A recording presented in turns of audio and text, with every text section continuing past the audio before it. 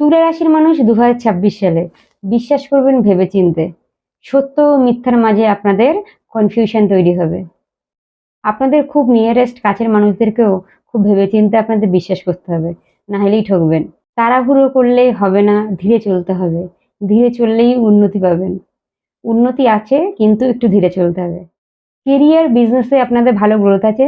যারা সরকারি চাকরি করেন তাদের ট্রান্সফার হতে পারে এবং উচ্চপদস্থ কর্মচারীর সঙ্গে একটু মনোমালিন্য হতে পারে, সেই বিষয়ে বিশেষ খেয়াল রাখবেন। যারা স্কুলে পড়াশোনা করো তাদের এবছরে কনফিডেন্সের অভাব দেখা যাবে, ফলে ভালো করে পড়াশোনায় মন দাও, নাহলে রেজাল্ট ভালো হবে না। আর্থিক দিক থেকে বছরের প্রথম দিকটা আপনাদের একটু আপ ডাউন গেলেও এন্ড অফ দ্য ইয়ার আপনাদের খুব ভালো গ্রোথ আসবে এবং আর্থিক প্রচণ্ড উন্নতি লক্ষ্য করা যাচ্ছে। স্বাস্থ্যের দিক থেকে আপনাদের পেট থেকে কোমর পর্যন্ত এই পোর্শনে আপনাদের নানা রকম অসুবিধা আসবে এবং ছোটোখাটো অপারেশনও হতে পারে, সে বিষয়ে বিশেষ খেয়াল রাখবেন।